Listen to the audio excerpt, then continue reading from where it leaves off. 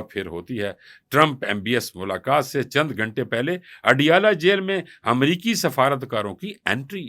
یہی وہ لمحہ ہے جہاں کہانی ڈرامائی طور پر بدل جاتی ہے۔ آج امریکی سفارت خانے کے 3 اعلیٰ افسران نے اڈیالہ جیل کا خصوصی دورہ کیا۔ وفد میں شامل تھے چیف کونسل افسر ٹریسی زپی اور سیکیورٹی افسر اسامہ حنیف اور آمنہ بی بی۔ اور اب اصل بات، ذرائع کے مطابق یہ دورہ ٹرمپ اور محمد بن سلمان کی ملاقات سے چند گھنٹے پہلے ہوا، جس کی اہمیت غیر معمولی ہے۔ یہ سفارتی زبان میں کیا ہے، یہ پری ٹاک سگنل ہوتا ہے ناظرین، یعنی ان دونوں لیڈرز کے درمیان ہونے والی گفتگو میں قیدی نمبر 804 کا کیس ایجنڈے میں شامل ہو چکا ہے، اور یہی وہی لمحہ ہے جو تحریک انصاف کے لیے ایک بڑی امید بن کر ابھرا ہے۔